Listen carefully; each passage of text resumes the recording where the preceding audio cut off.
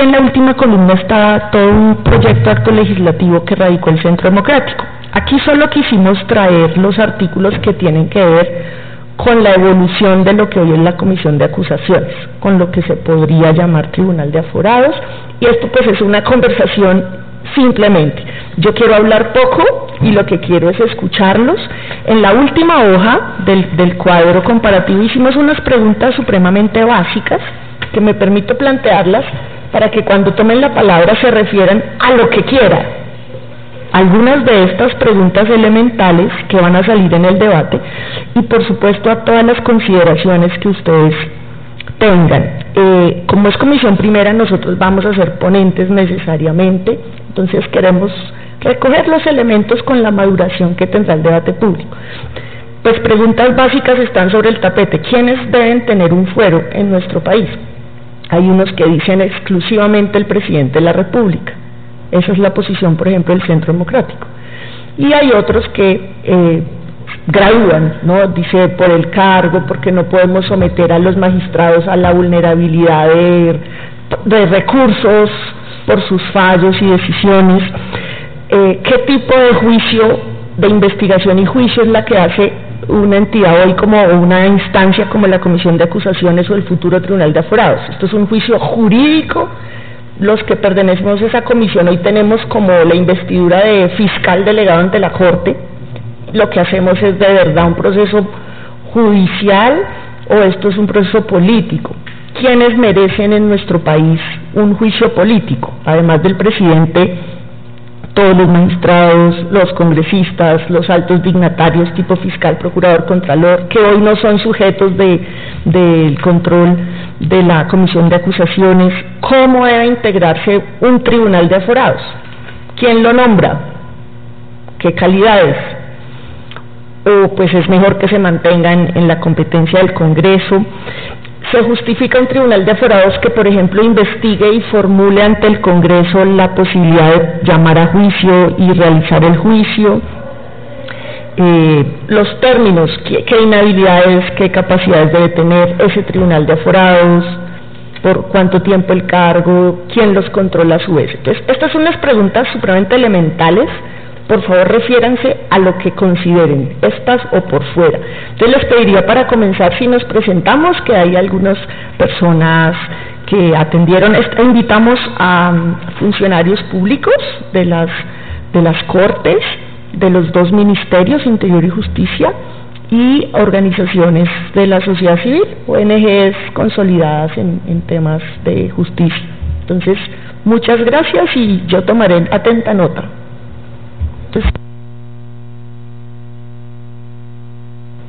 ¿Así?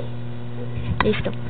Buenos días, yo soy Laura Galeano, vengo en representación de la profesora Magdalena Correa, directora del Departamento de Derecho Constitucional de la Universidad Externada de Colombia. Buenos días, mi nombre es Lina María Bueno, vengo del Ministerio de Justicia. Quien se va a referir al tema es mi jefe Óscar Celedón, que es el jefe de enlaces, ya viene en camino.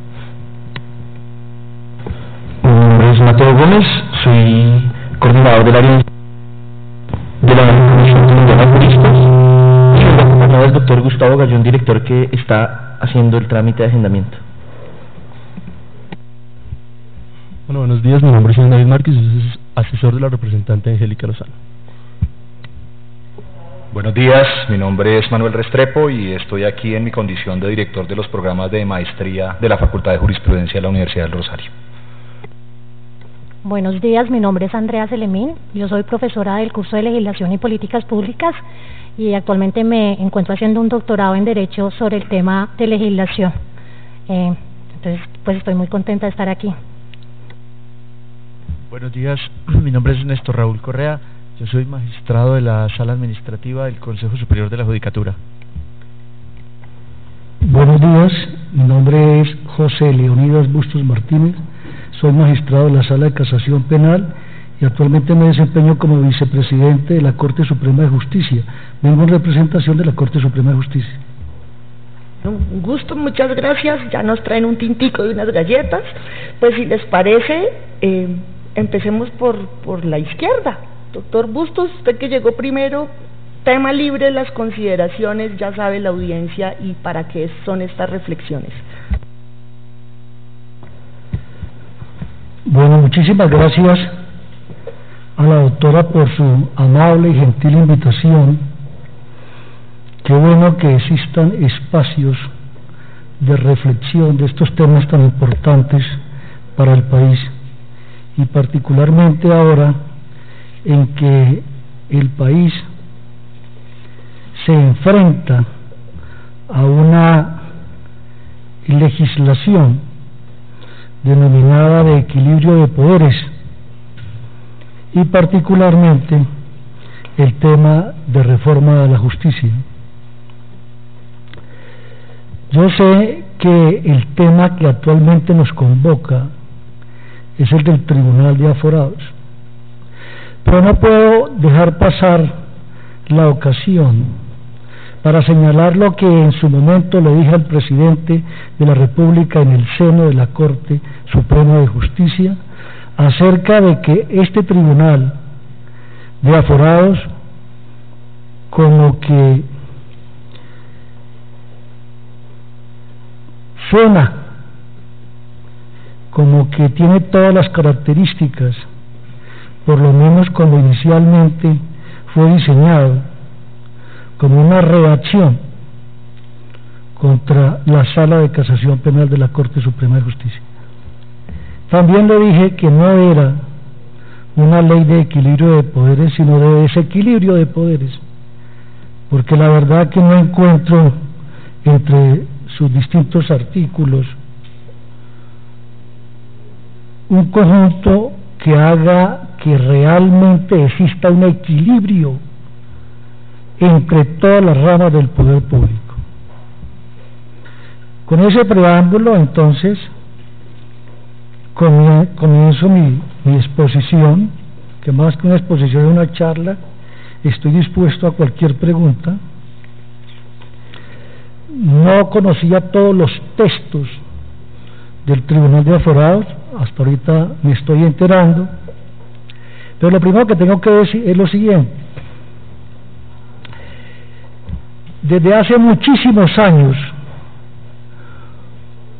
unos librepensadores franceses comenzaron a reflexionar acerca de cómo podría ser la democracia al interior de un Estado, y entonces entre ellos Locke y Montesquieu comenzaron a diseñar un modelo en el cual el poder público estuviese debidamente parcelado, segmentado, a fin de que un poder pudiese controlar al otro, toda vez que la reunión de funciones en una sola cabeza conduce inexorablemente al autoritarismo, al poder hegemónico.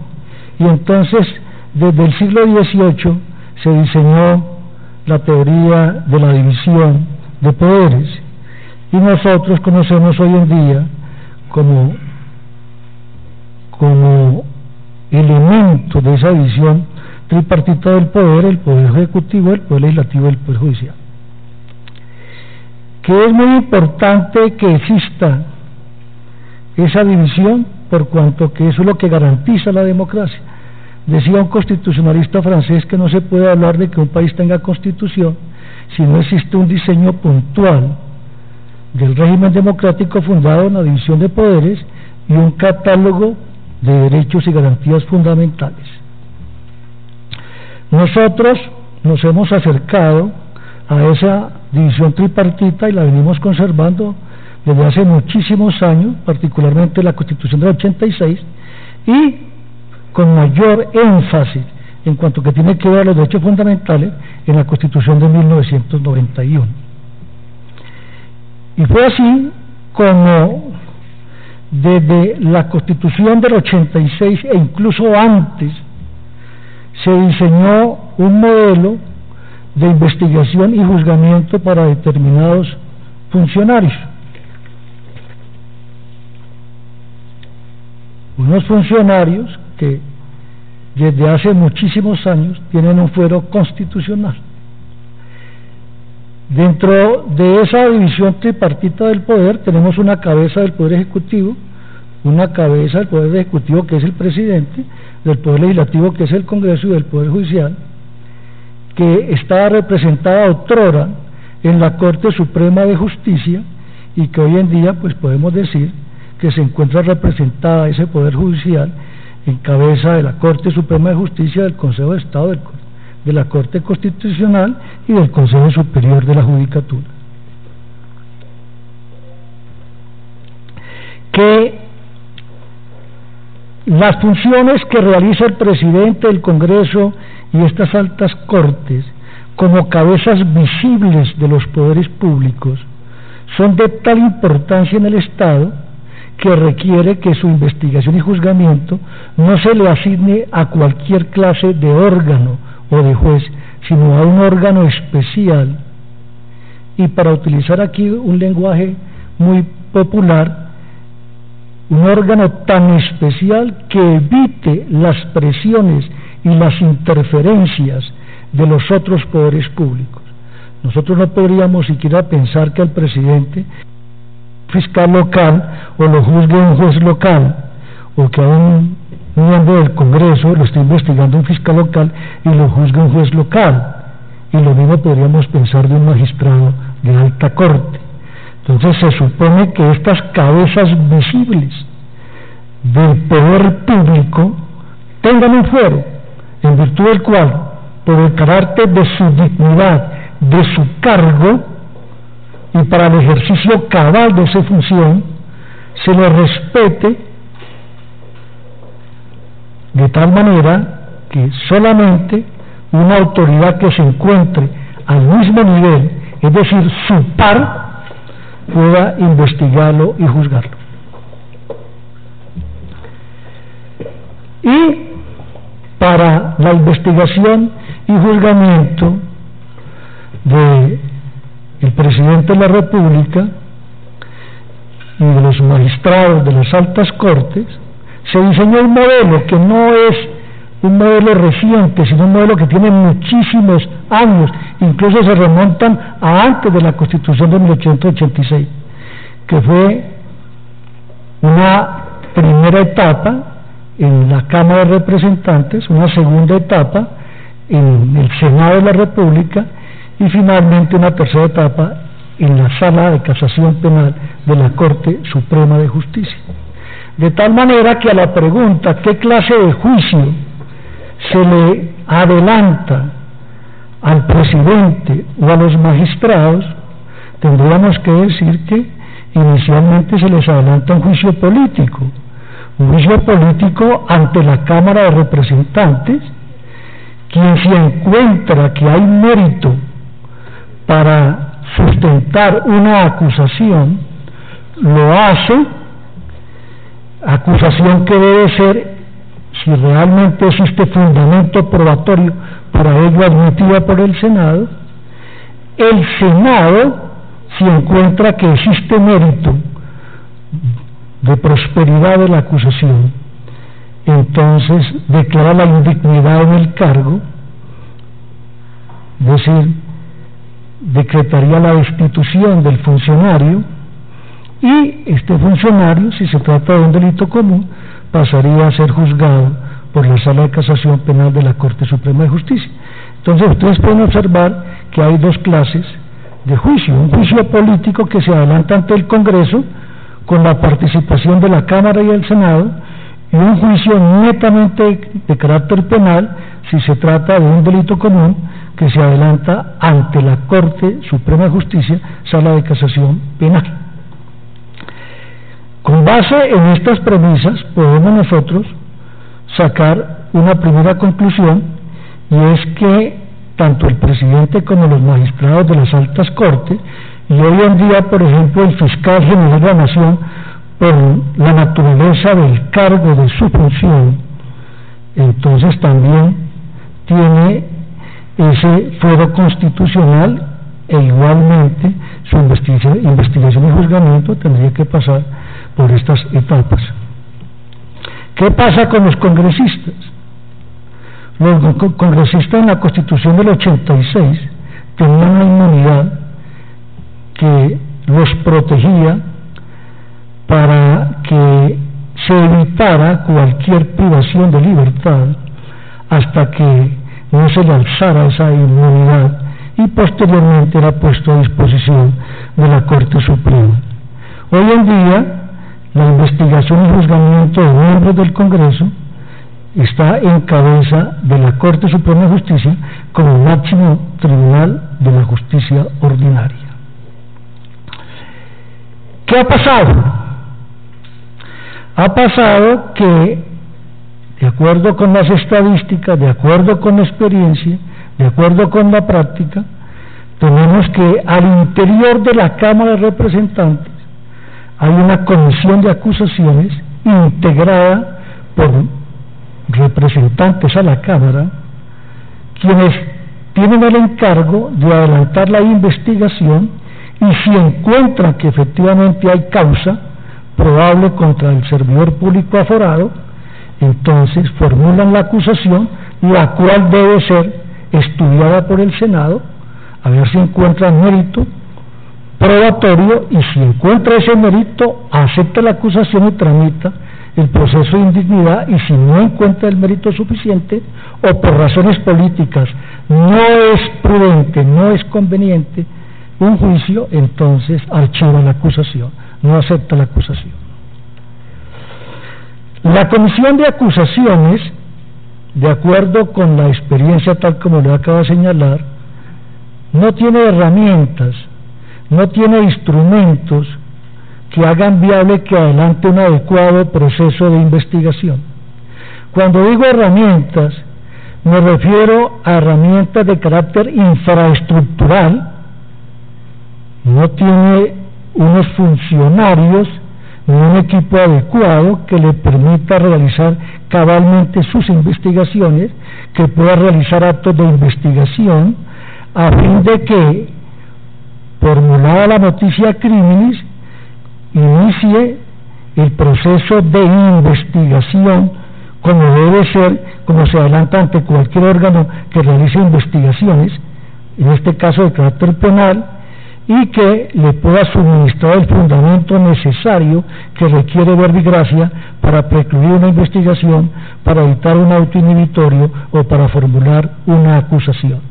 Entonces, en principio nosotros encontramos que la comisión de acusaciones no dispone de unos funcionarios expertos en investigación, no dispone en principio de una policía judicial, y tal como están redactadas las normas, podríamos señalar que tampoco dispone de una gama, de una diversidad, aunque yo podría decir que se podría integrar las normas que reglamentan la comisión de acusaciones con el Código de Procedimiento Penal y hacer uso de todos los actos de investigación previstos en el Código de Procedimiento Penal. Sin embargo, eso no ha sucedido en la práctica.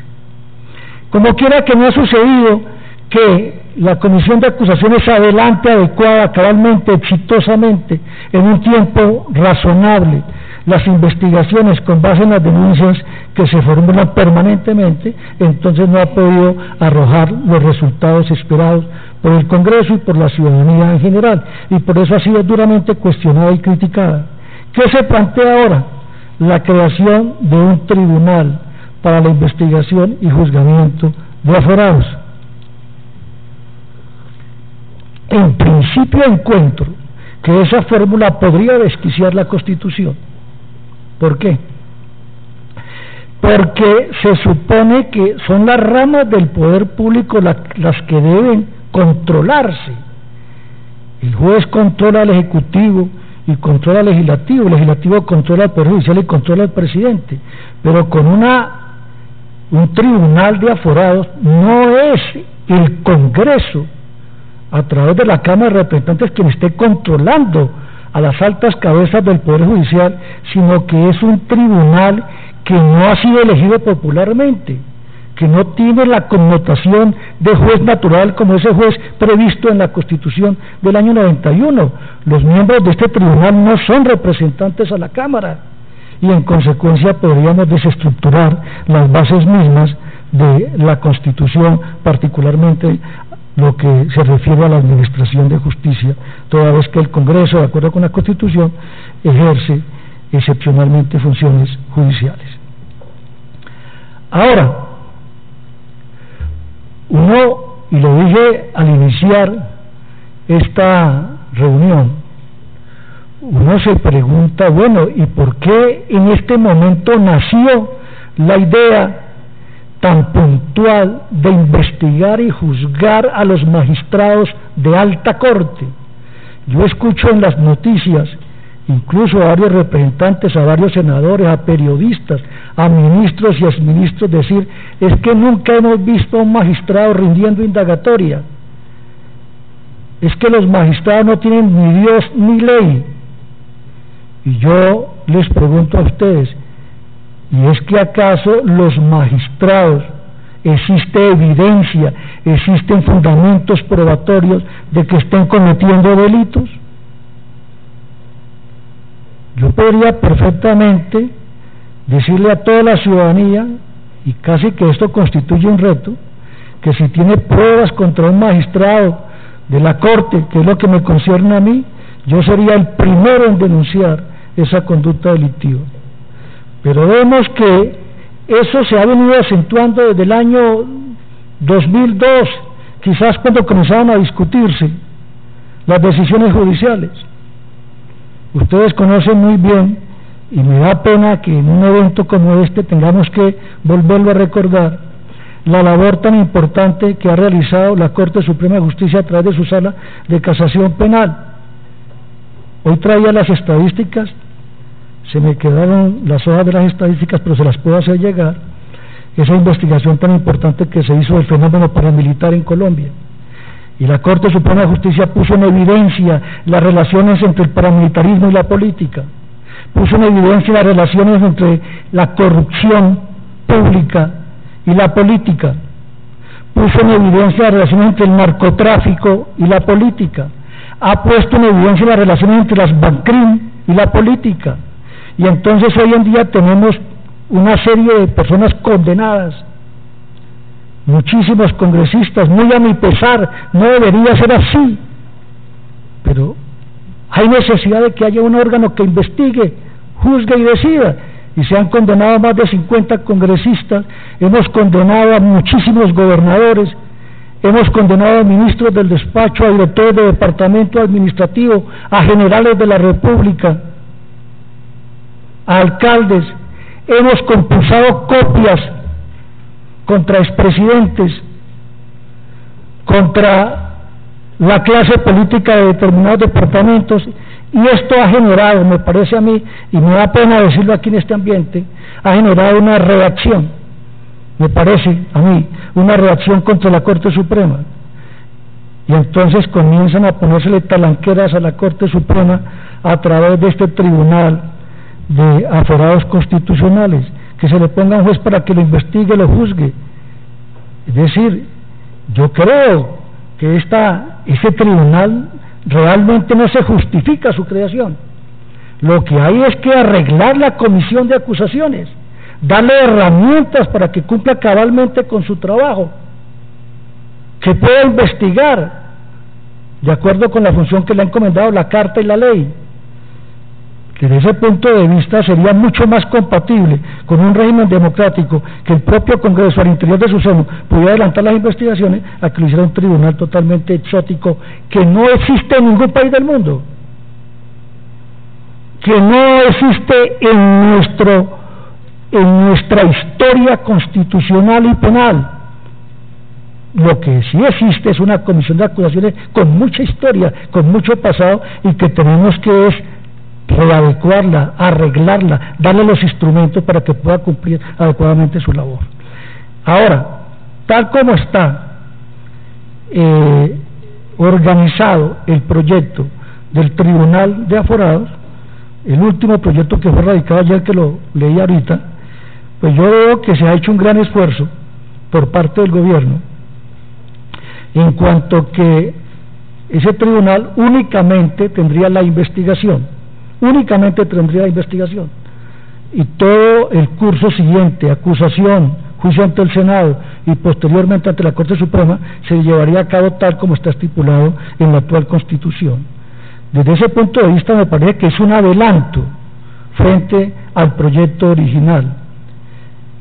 Y en segundo lugar, pues veo que ese tribunal no tiene un fuero constitucional como se había previsto inicialmente, y también celebro que no tenga ningún fuero constitucional ese tribunal, y finalmente que sea elegido por la Sala de Gobierno Judicial, tal como ustedes, el gobierno y algunos partidos aquí en el Congreso han diseñado la nueva organización judicial. Es un adelanto, me parece que es mucho mejor que los proyectos. Por ejemplo, aquí veo un proyecto del Centro Democrático, un proyecto del Partido Verde con mucho respeto y con mucho acatamiento, pero me parece que es más evolucionado el proyecto que se registró ayer que el que primeramente se puso a disposición y al escrutinio de la ciudadanía y del Congreso.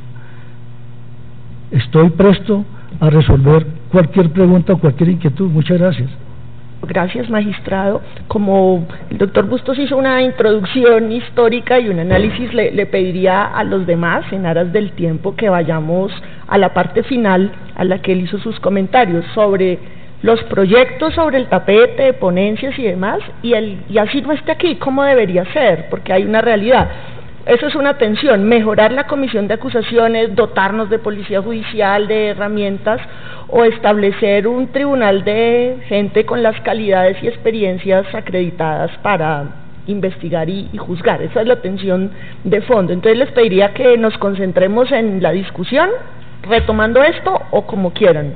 Mil gracias. Entonces tiene la palabra el doctor Correa. Bueno, en primer lugar, muchas gracias por invitarme a estar aquí. Para mí pues es una alegría y un honor. Bueno, la honorable representante Angélica nos ha invitado a empezar por el final, pero yo quisiera de todas maneras una breve introducción, agregando que les voy a pedir excusas de antemano porque me tengo que retirar un poquito antes. Pues que la introducción es muy breve, porque es que hay que saber de dónde viene el fuero. El fuero viene de la Edad Media. El fuero es premoderno. Entonces la Revolución Francesa se hizo para acabar con los fueros. O sea, había un Estado, tenían fuero la aristocracia, ¿sí? En segundo lugar tenía fuero la Iglesia, y por último estaba lo que se llamaba en el ancien régimen el tercer Estado, o sea, el pueblo, era el sin fuero, o sea, todos los demás. Entonces la Revolución Francesa se hizo para establecer la igualdad ante la ley y acabar los fueros. Digamos que los fueros es una especie en vías de extinción. El fuero tiene un sabor antidemocrático, por definición, pero el fuero en un momento dado es necesario. Aspiremos que algún día pues la gente una sociedad pues democrática, igualitaria, el fuero algún día no se necesite, pero por lo pronto yo creo que para la sociedad colombiana en este momento se requieren algunos fueros. Entonces miren que de todas maneras considerar el origen del fuero es importante para que lo ubiquemos. Y termino la introducción con esto. Hay dos peligros. De un lado, pero ahí vamos entrando en materia. Digamos, hay una corriente que puede ser populista, si se quiere, que dice, no, los magistrados mándalos a la leonera y que los juzgue cualquier juez promiscuo. Eso suena muy bien, ese peligro es populista, eso hay que evitarlo. Y en la otra orilla, el otro peligro es, no, los magistrados son intocables, mantengamos su impunidad y que solo vayan los juzguen políticamente el Congreso, de donde no va a salir nada, porque nunca ha salido nada, pues con todo respeto, salvo el caso de Rojas Pinilla. Entonces sería mantener la impunidad. Ese es el otro extremo que también hay que combatir. Entonces yo los invitaría como a una posición intermedia, me parece más prudente, tratando de que ni el magistrado quede expuesto a cualquier pelele que salga a denunciarlo para hacerse notorio, porque la galería quiere sangre, ni tampoco volverlo intocable. Pensemos en el caso de Villarraga o magistrados que han debido tener un proceso y aquí no hay condiciones para tenerlo. Lo digo pues eso es así, pues con todo respeto. Entonces hay impunidad, eso no puede continuar, esa impunidad de los magistrados. Entonces, dicho esto, empiezo a entrar en materia y contesto todas las preguntas. La primera, ¿quiénes deben ser aforados constitucionalmente? Yo veo que hay como tres categorías. Un fuero, hoy en día hay dos fueros, un fuero pleno para el presidente y los magistrados, hay un segundo fuero para gobernadores, militares, ministros que van solamente ante la Corte Suprema de Justicia, no los juzga cualquier juez, y el resto está el común de los mortales. Entonces hoy tenemos como tres categorías. Yo pienso que el presidente de la República hay que separarlo de los magistrados, hay que darle un fuero pleno, porque realmente en un país presidencialista tan pugnaz como este, dejar al presidente pues expuesto, se acaba la gobernabilidad. Yo creo que hay que mantener el fuero pleno para el presidente. Y de otro lado, para los magistrados, mantener un fuero intermedio, que sea una combinación entre político y jurídico. El segundo, ¿qué tipo de juicio se debe seguir? Entonces, para el presidente, que es solo político ante el Cámara y Senado, y para los magistrados, podría ser una mezcla de que lo investigue y juzgue el Tribunal de Aforados, pero en un momento dado que haya como un antejuicio o una especie de como ahí está en el artículo 175, un aval bien de la Cámara, bien del Senado, que diga sí, si hay lugar a seguir la causa, sígala. Es una especie de semáforo, porque ¿por qué lo digo? Y no piensen ustedes que yo como magistrado vengo aquí a defender la magistratura, sino que, miren, pensemos en gobiernos anteriores donde se persiguió a la Corte Suprema de Justicia. El doctor Leonidas Bustos nos acaba de exponer, magistrado, ese valiente papel de la Sala Penal de la Corte Suprema, que metió 80 congresistas a la cárcel, una cosa inaudita a nivel mundial, un ejemplo de valentía impresionante, con un gobierno bien en contra y un tribunal de aforados elegido por el Congreso, donde el gobierno tiene mayorías. Pensemos, vamos a poner un ejemplo. Alguna vez Mancuso dijo que el 35% de los congresistas era de su corriente. Ellos podrían poner en el tribunal de aforados, entonces mínimo pues el 35% de sus integrantes, y se agarran a perseguir, meten sus miembros en el tribunal de aforados, y esos tribunales empiezan a perseguir magistrados de la Corte Suprema que están juzgando para políticos. Hasta ahí llegamos. Entonces miren ese peligro de dejar eso tan expuesto. Yo creo que eso hay que poner como un punto intermedio. Siguiente pregunta, ¿cómo debe estar compuesto? Bueno, he leído que 5, que 7, que 9. De todas maneras, yo quiero dar un dato. La población susceptible de ser investigada son exactamente 80 personas. A saber, 77 magistrados de alta corte, más 77, más contralor, fiscal y procurador, 80. Para 80 personas no necesitamos 9, pues es decir, casi que de 1 por cada 10. Es decir, el promedio de investigador con investigado es demasiado alto. Yo soy amigo pues de un número más pequeño. Y siguiente pregunta, ¿cómo debe ser la investigación de aforados? Pues separada pues que unos hagan investigación y los otros el juicio, para mantener pues el sistema inquisitivo. ¿Quiénes deben elegir el tribunal de aforados? He visto en las propuestas hay dos hipótesis. Una, el Congreso en pleno. El Congreso en pleno tiene un peligro, que ya lo mencioné. Pongamos el caso de la sala disciplinaria actualmente. O sea, digamos, hay desde distintos sectores han hecho algunas glosas a ese tema. Y lo otro, que sea el tribunal venga de la nueva sala de gobierno o junta de gobierno, que es como la comisión interinstitucional.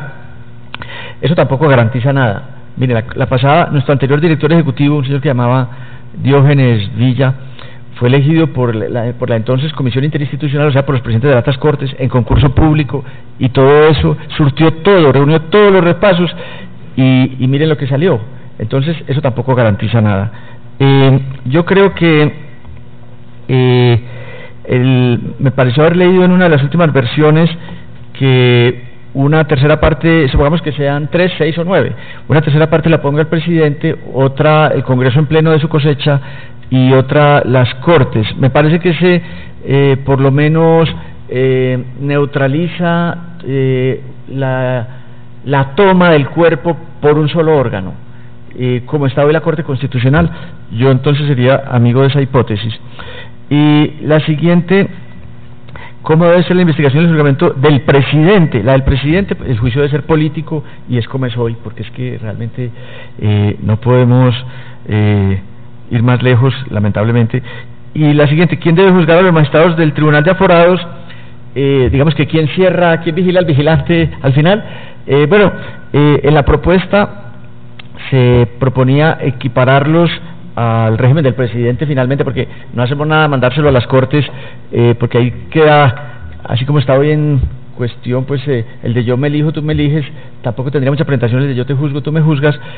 Entonces habría que ser alguien externo, y externo sería el Congreso. Entonces sería el Congreso. se me ocurre. Ahí contesté todas. Gracias. Muy juicioso. Como sé que se tiene que retirar y nos quedan claros todos sus elementos, ¿qué de lo que no está sobre la mesa usted cree útil para buscar este equilibrio que está en el desbalance de una comisión de acusaciones, pues, que no ha podido funcionar? Ok, entonces la versión inicial del gobierno de equilibrio de poderes era mejor en este sentido que la última versión de ponencia final, porque el Tribunal de Aforados ya pues dejaba de juzgar a los magistrados y dejaba y se lo pasaba al Congreso. Entonces eso es tal vez como la principal crítica que yo haría. Entonces, repito, ni solo Tribunal de Aforados ni solo Congreso, sino que el Congreso emita un semáforo en verde y diga hay lugar a causa en un momento y ya lo juzgue el Tribunal de Aforados. Ese sería como el punto, y que sí lo juzgue el Tribunal de Aforados, investigue y juzgue. Okay.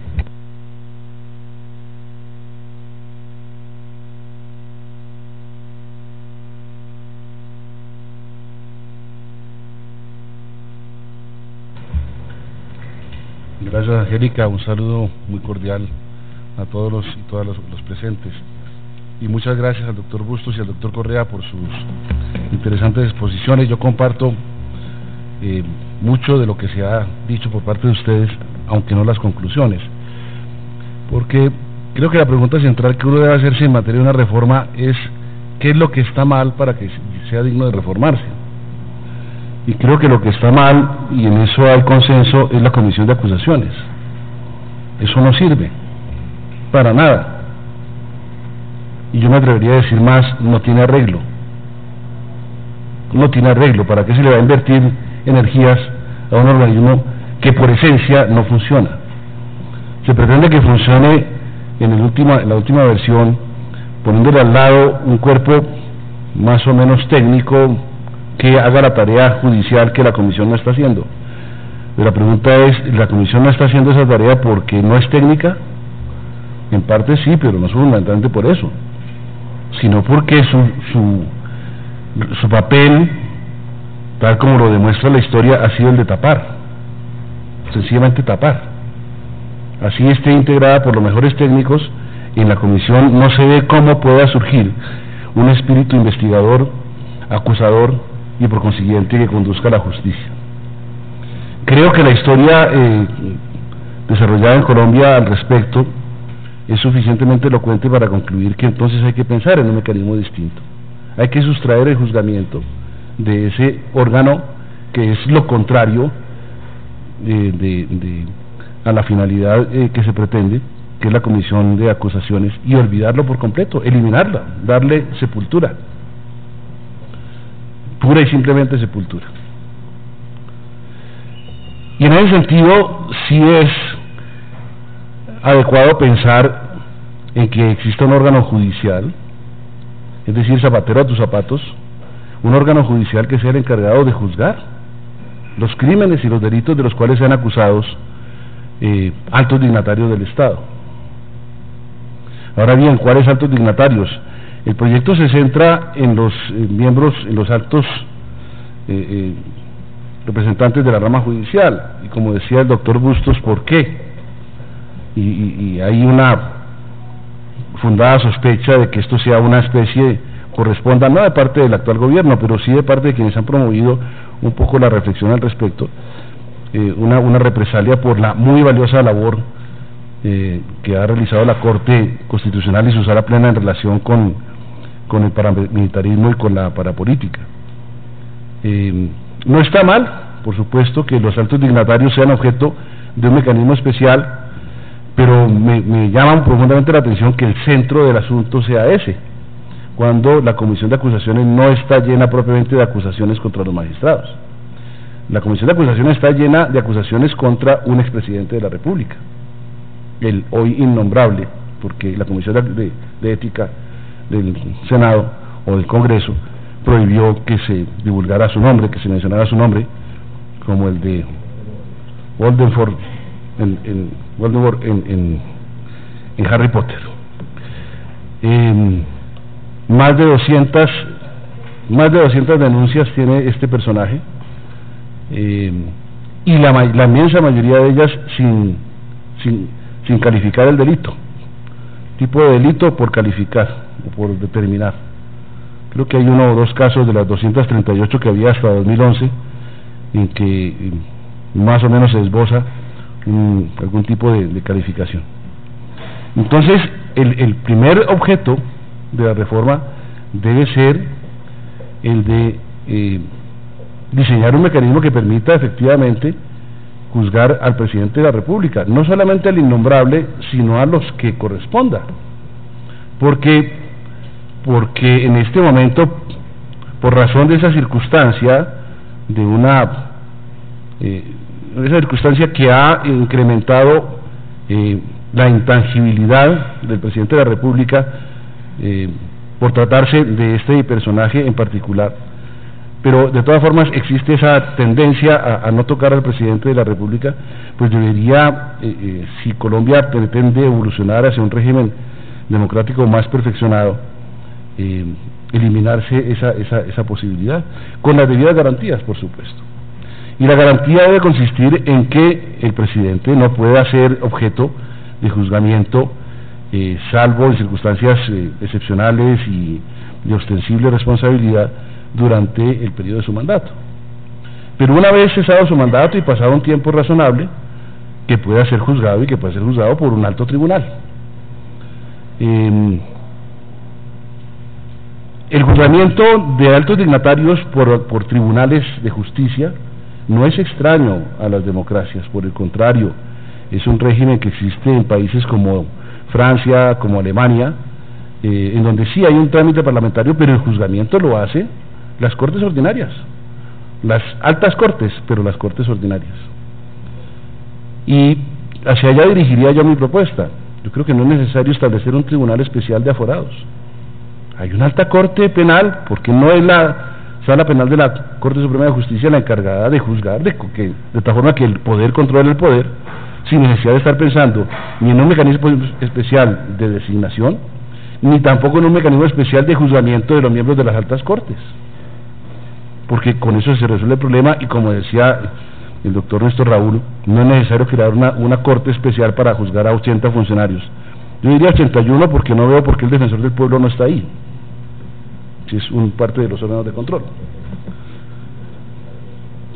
Pero entonces, en síntesis, yo diría que lo adecuado sería eliminar la comisión de acusaciones, permitir el juzgamiento de los altos funcionarios, tanto de la rama judicial como de los órganos de control, como del presidente de la República, y empezando por él, por la Corte Suprema de Justicia, por la Sala Penal de la Corte Suprema de Justicia, por supuesto con la doble instancia y con los mecanismos de investigación y juzgamiento, sobre lo cual pues ya la Corte Constitucional ha librado órdenes en el pasado, y estamos en mora de que efectivamente se adopten esos principios en su funcionamiento, pero sería la solución adecuada.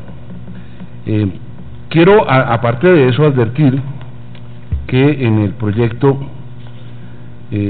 presentado originalmente por el gobierno, no sé cómo queda en la versión final, hay un problema de redacción, hay más de un problema de redacción, pero uno que puede ser grave en la medida en que la disposición actual, el artículo 174, señala que el presidente de la República y los miembros de las altas cortes serán juzgados en la forma especial como se prevé allí, incluso después de que hayan cesado el ejercicio de sus cargos, pero caso en el cual lo serán por hechos ocurridos u omisiones ocurridas en el desempeño de los mismos. Con la forma como se redactó el proyecto de acto legislativo 018, donde se introdujo algo dentro de la frase, parece como si esa salvedad se hiciera solamente respecto de los magistrados, y que el presidente entonces fuera juzgado por cualquier hecho u omisión ocurrido en cualquier momento por el solo hecho de ser presidente. Repito, es un problema de tipo de redacción, es un problema de redacción que vale la pena tener cuidado de eso, porque me parece que no es propósito de la reforma llegar hasta allá. Yo creo que con eso he respondido a la mayoría de las preguntas y no a todas. ¿Quiénes son aforados constitucionales? Ya mencioné los 81, aprovechando la contribución del doctor Correa, pero empezando por el presidente de la República y no excluyéndolo. Al vicepresidente no lo incluiría, salvo que ejerza las funciones de presidente de la República. ¿Qué tipo de juicio debe seguirse a los aforados políticos oficiales? No me he referido a eso, quisiera referirme también al asunto. El doctor Néstor Raúl propone que el juicio del presidente sea político, solamente político, si entendí bien. Yo no entiendo el juicio político. Me parece que tal como está en la Constitución es un peligro, es algo que no está regulado, cuáles son sus alcances. ¿Por qué tiene que haber un juicio político? El juicio político expresa una aprobación o un rechazo, está mezclado con los componentes penales, pero no es un juicio penal. Y entonces el Senado, en caso de que prospere, pero bueno, ese riesgo no existe mucho porque no prosperan los juicios políticos en Colombia, según la historia, profiere una decisión que declara la indignidad del funcionario y luego pasa al juzgamiento penal. Yo me pregunto si no hay un doble juzgamiento, no hay una violación del principio del non bis in idem. Se pronuncia primero sobre la responsabilidad política, una responsabilidad general, el Senado, y luego el órgano judicial se pronuncia sobre la responsabilidad criminal, pero ya hay un dictamen inicial. Creo que es un ejercicio peligroso e innecesario. Sencillamente debe haber un solo momento en el cual y con el respeto de todas las garantías procesales, un órgano judicial pueda pronunciarse judicialmente sobre la responsabilidad penal de la persona que entraña además su responsabilidad política, ahí sí, como consecuencia de su incursión en un delito. ¿Cómo debe estar compuesto el tribunal? Sugiero que no sea un tribunal especial, sea la propia Corte Suprema de Justicia, una investigación con doble instancia y con separación de investigación y juzgamiento, y así debe ser el juicio. El juicio de los aforados constitucionales, pues debe ser así, debe ser con eso. ¿Quiénes deben elegir el tribunal de aforados? Pues no sería nadie distinto de la Corte Suprema de Justicia, sería ese tribunal. ¿Cómo debe ser la investigación y juzgamiento del presidente de la República? Pues igual. ¿Y quién debe juzgar a los magistrados del tribunal de aforados? Pues no habría nadie distinto de quien juzga a los miembros de la Corte Suprema de Justicia, porque no habría un tribunal especial. En síntesis, y muchas gracias por la oportunidad, creo que sería esta la ocasión para poder realizar una labor muy importante en relación con algo que es un clamor nacional, que es acabar con ese mecanismo de impunidad vergonzoso e indignante que es la comisión de acusación de la Cámara, la mal llamada comisión de acusación de la Cámara, que es objeto de burlas, de toda clase de nombres alternativos para describir su función y no función, y crear un mecanismo digno de una república decente, a través del cual efectivamente se garantice el juzgamiento de quienes delincan en el ejercicio de tan altas responsabilidades, que son la minoría, y que debe ser un mecanismo residual, excepcional, pero confiado a un órgano de altas calidades, para que crearse otro nuevo, como es la Corte Suprema de Justicia en su sala penal. Muchas gracias. Muchas gracias, doctor Gallón. Damos la palabra al doctor Restrepo, de la Universidad del Rosario, y yo pago luego por escuchar a los demás y al doctor Bustos sobre esa investigación y juzgamiento por pares, ¿no?, que es lo que propone el doctor Gallón y que por supuesto está sobre la mesa. Bueno, muy buenos días a todos y todas, muchas gracias por esta invitación. Quiero comenzar por señalar que estas disfunciones que han sido referidas por quienes me han precedido en el uso de la palabra se genera por una confusión de mezclar dos instituciones en una sola. Una cosa es la figura del fuero, que corresponde a la atribución de una competencia especial para que alguien, por razón de su investidura, no sea sometido a la investigación y juzgamiento de su conducta por parte de cualquier juez ordinario, que es una cosa, y otra cosa es la figura del impeachment, el establecimiento de la responsabilidad política para quien tiene a su cargo la conducción de los asuntos políticos del Estado. Entonces aquí se han fusionado las dos figuras, el impeachment se hace efectivo a través del fuero de investigación y juzgamiento que tiene el presidente de la República, porque resulta que nuestro diseño institucional es presidencial y no parlamentario. Ese es el gran problema, el nudo gordiano. Como en el jefe de gobierno concurre además la calidad de jefe de Estado, no le podemos hacer efectivo un impeachment directamente porque él no es pasible de una moción de censura. ¿Eso a qué lleva? A que se confundan los dos tipos de responsabilidad, la política y la jurídica, que no tienen nada que ver una con la otra. En ese sentido, en los sistemas parlamentarios son claras las diferencias. Si por una parte hay un desacuerdo generalizado del órgano de representación con la gestión del gobierno, el gobierno se cae, vota a su favor una moción de censura y hay una convocatoria anticipada de elecciones para que el pueblo, conformando una nueva mayoría parlamentaria, establezca quién va a ejercer de nuevo el gobierno. Pero si además ese jefe de gobierno ha cometido un delito, pues sencillamente ahí lo juzga la más alta corte, el Tribunal Supremo. Y el jefe de Estado es intocable. El rey de España, fíjense ahora que abdicó, viene la discusión de si puede ser pasible o no de un juicio por paternidad. La reina de Inglaterra, jefes de Estado son intocables.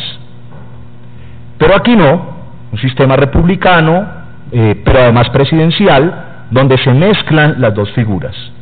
Entonces uno que plantearía, distingamos. Si lo que se pretende es establecer un juicio de responsabilidad política sobre el presidente de la República, el órgano natural para derivarla es el Congreso, escenario natural. Ahora, habrá que ver en el diseño institucional cómo se hace efectiva, cuáles son las causas constitucionales que podrían llevar a ser efectiva la responsabilidad política del jefe de Estado, que implicaría la terminación anticipada del periodo. Solo que en ese caso pues no habría convocatoria a nuevas elecciones, porque no implicaría la renovación automática del Parlamento, sino que el vicepresidente terminaría el periodo. Vamos al tema de la responsabilidad por comisión de delitos, faltas disciplinarias, indelicadezas con el patrimonio público. Ahí me parece razonable la posición que plantea el doctor Gallón, de que para eso están los órganos de cierre del sistema judicial. Ahora, caso particular de la exacerbación de la atención que centra el concentrar en el jefe de Estado denuncias por el mal funcionamiento del Estado en todos los órdenes. Entonces, ¿cómo evitar que se sature, así como está saturada la comisión de acusaciones, de denuncias fundadas o infundadas contra el jefe de Estado, las que pudieran llegar a la Corte Suprema de Justicia, donde por supuesto tiene que haber separación de investigación y juzgamiento, garantía de doble instancia, etcétera? Yo pensaría que un diseño novedoso pudiera ser que, por ejemplo, hubiera solamente causas constitucionales para pretender un juzgamiento de responsabilidad frente al jefe de Estado, no causas legales. Durante su ejercicio y por razón de su función, el jefe de Estado responderá, no políticamente, sino jurídicamente, ante las instancias judiciales, por tales y tales y tales causales, como por ejemplo, en los eventos por los cuales un parlamentario pierde su investidura, que se encamina hacia que sea solamente esos casos y excluirlos del juzgamiento disciplinario ordinario de cualquier otro servidor público, como lo hace la Procuraduría, y que sea la Corte Constitucional la que dictamine si frente a la denuncia en particular existe realmente causa constitucional para que se inicie una investigación contra el jefe de Estado. Si la Corte Constitucional da ese aval, entonces que pase a la investigación y juzgamiento por la Corte Suprema de Justicia, y se separan los dos escenarios.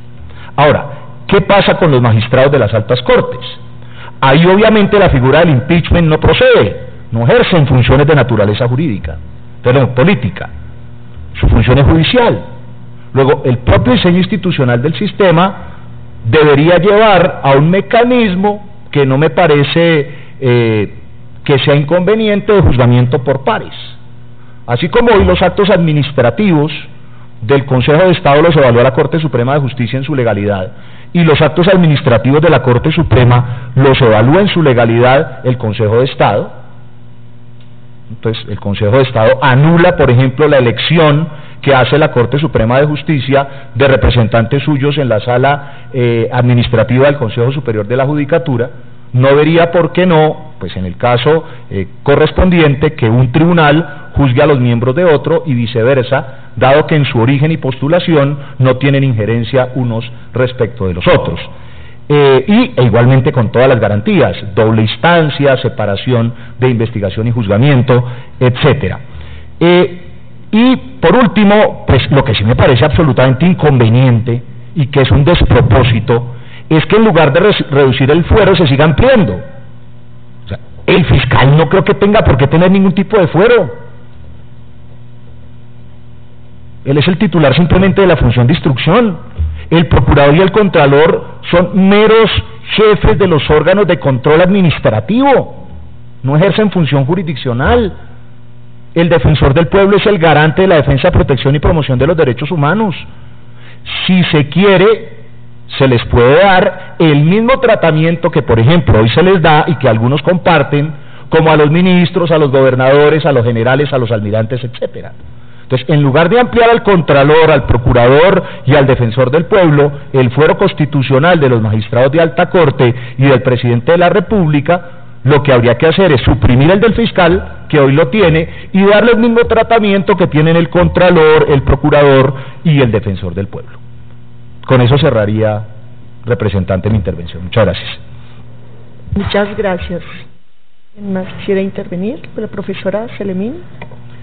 Bueno, muchas gracias a todos. Yo quisiera yo creo que ya hay como dos posturas claras en relación a cómo abordar el tema, y yo creo que aquí la pregunta clave es la pregunta número 2. ¿Qué tipo de juicio se debe seguir a los aforados? ¿Es un juicio político o un juicio judicial?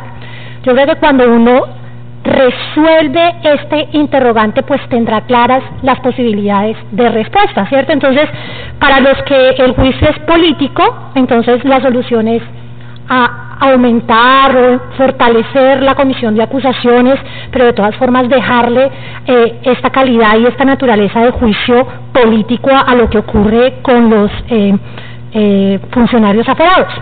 Para los que la naturaleza de este juicio es judicial, en cambio, entonces la solución será o bien el Tribunal de Aforados o bien la Sala Penal de la Corte Suprema de Justicia, pero digamos, la idea es no puede haber impunidad, no hay ninguna conexión en la función política con la función judicial, y por ende hay que separar los dos tipos de funciones. Y yo quiero proponer que hagamos como la reflexión sobre esta pregunta, porque de ahí en adelante todas las vamos a poder contestar con mayor facilidad.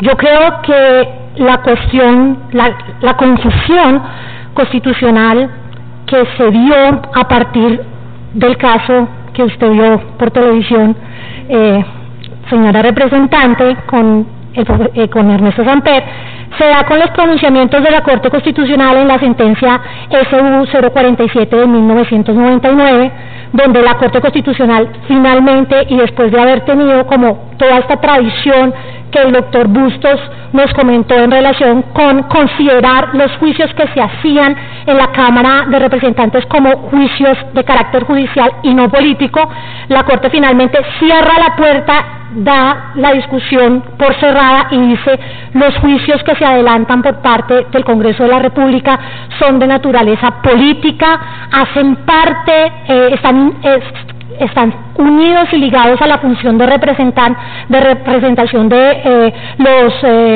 congresistas, y por ende ellos son inviolables en sus decisiones. Y yo realmente creo que aquí hay un gran error histórico. ¿Y cuál es el error histórico? Y aquí viene mi reflexión. Tiene que ver la función judicial de los congresistas con las funciones de representación. ¿Están inescindiblemente ligados? Cuando un congresista juzga a un funcionario aforado, ¿tiene que actuar siguiendo la justicia y el bien común? ¿O tiene que actuar siguiendo la imparcialidad, la neutralidad y todas las características que acompañan el proceso judicial como tal? Yo creo que la respuesta fue la respuesta que dieron en esa ocasión quienes salvaron el voto, y toda la línea jurisprudencial que siguió oponiéndose a esa tendencia de la Corte Constitucional en la sentencia del 99. Yo creo que la respuesta es: no tiene nada que ver. Un congresista no está cumpliendo una función de representación cuando tiene que juzgar a un personaje aforado, porque eso no tiene que ver ni con hacer que la diversidad y la heterogeneidad, que se supone que son las características por las cuales la función de representación está, y la conformación de los parlamentos además se justifica como amplia y como diversa, no tiene absolutamente nada que ver. ¿A qué me lleva esto? Esto me lleva a reflexionar que efectivamente hay un problema en el diseño tal y como quedó después de esta decisión, y que lo más conveniente para evitar la impunidad es que haya una clara distinción de estas funciones, y esa clara distinción probablemente implique o bien que sea la Corte Suprema de Justicia la que haga el juicio a los funcionarios aforados, o que se cree un tribunal, y a mí me parece muy razonable lo que dijo el doctor Néstor Raúl, un tribunal compuesto como la Corte Constitucional por un mecanismo interinstitucional a partir del cual todas las ramas se vean representadas en su conformación, que ese tribunal efectivamente tengamos claridad que se va a dedicar a juzgar los delitos cometidos por aquellos, incluido el presidente de la República, que en ejercicio de su cargo o mientras duraron el ejercicio de su cargo cometieron delitos, como robarse las arcas del Estado o cometer conductas dolosas contra los ciudadanos colombianos. Yo creo que ese es el diseño institucional perfecto, porque el otro diseño lo que implica es que no estamos en un Estado constitucional, sino que estamos en un Estado en donde ciertas personas son soberanas porque son impunes, y un Estado constitucional no puede resistir la idea de que haya ciertos funcionarios que pueden llegar a cometer cualquier tipo de conducta penal sin que puedan llegar a ser perseguidos por razones prácticas, que es lo que en este momento está ocurriendo. ¿Qué está pasando con la propuesta que está, digamos, sobre la mesa? Yo creo que la propuesta tal y como está no está avanzando en nada. ¿Por qué razón? Porque la propuesta está hablando del Tribunal de Aforados, permitiendo, digamos, que se quite o se elimine la comisión de acusaciones, pero le sigue dando al Senado la función de juzgamiento de lo que hace el Tribunal de Aforados. Y esa función de juzgamiento, por la interpretación que hizo la Corte Constitucional en la sentencia del 99, seguirá cubierta por el principio de inviolabilidad parlamentaria. Es decir, que nosotros, después de esta reforma constitucional, podemos gastarnos un año de legislatura haciendo esto, y lo que va a ocurrir es que vamos a tener un tribunal de aforados probablemente súper conformadísimo, con abogados especializados, conformado por 5 personas. Esto, digamos, son pues como de las cosas que han salido aquí en la discusión, que luego va a llevar al juzgamiento al Senado, que va a seguir tomando decisiones políticas. Y en ese escenario estamos en el peor de los mundos, porque será un fracaso institucional nuevamente. Entonces, la propuesta es, yo creo que es necesario que se haga la reflexión en relación a que la función de representación y la función jurisdiccional no tienen ningún tipo de relación. La función jurisdiccional tiene unas majestades, tiene unos principios, tiene unas características, y por eso no puede estar ligada a lo que hacen los representantes, y por esa razón es extraña y ajena al funcionamiento del Congreso. Debe salir ¿a dónde? Puede salir o a la Corte Suprema, puede salir o al Tribunal de Aforados con sus garantías, con su juicio de doble instancia, y entonces tendrá que conformarse. Puede ser entonces el Tribunal de Aforados para que haga la acusación, y la Corte Suprema de Justicia la que haga la función de juzgamiento. Aquí tendríamos el problema de que si son los magistrados los que se van a juzgar, los magistrados de la Sala Penal, pues tendríamos que nombrar a unos con jueces para eso, o puede ser el Tribunal de Aforados exclusivamente haciendo las dos funciones, pero esta función tendrá que ser cumplida y garantizada con base en las características de la función jurisdiccional y completamente separada de la función de representación. Yo creo que, por último, en relación a si el presidente, ¿quiénes deberían ser esos aforados? Bueno, si ya tenemos un tribunal de aforados, yo realmente no estoy de acuerdo un poco con el doctor Bustos en que la razón de Estado de tener a los aforados sea una cuestión de dignidad.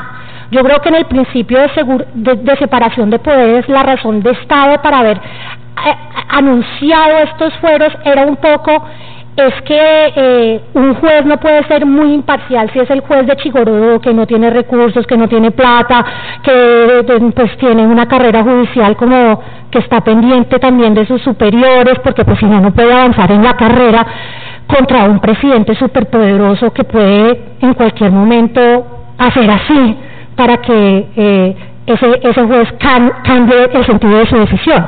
Entonces yo creo que si uno piensa también que era simple y sencillamente esta idea de yo te pongo a ti a juzgar a alguien que sea tu par, al que tú no puedas amedrentar, sino que te juzgue mirándote a los ojos y no mirándote desde abajo, uno piensa que el Tribunal de Aforados, nombrado, digamos, en la estructura constitucional con unas altas calidades, pues puede llegar a ser una opción para comprenderlo. Y no creo tampoco que el presidente de la República deba estar por fuera de la competencia de este tribunal, porque efectivamente la historia nos ha demostrado que los presidentes de la República también cometen delitos. Bueno, muchas gracias. Yo quisiera, además de saludar la presencia de tantas otras instituciones, organizaciones, y antes de darle la palabra a Zonal Judicial y a la Corporación de Jueces y Magistrados, también llegó el colega con el que citamos, Eduard, del Centro Democrático. Quisiera, doctor Bustos, de pronto darle la palabra a usted antes de ellos. ¿Cómo ve esto que ha surgido de competencia entre pares, que es opuesta a la opinión que usted expresó, opuesta a lo que está sobre la mesa, para luego darle la palabra a Zonal y a la doctora Pilar? Gracias, doctora. Pues la verdad que uno encuentra en estas discusiones como que todos tienen alguna dosis de razón, y tal vez de lo que se trata es de buscar una fórmula lo más saludable para el país. Por ejemplo, yo destaco de la charla del doctor Gallón el hecho de que el presidente de la República pueda ser investigado y juzgado. Yo no encuentro una razón para que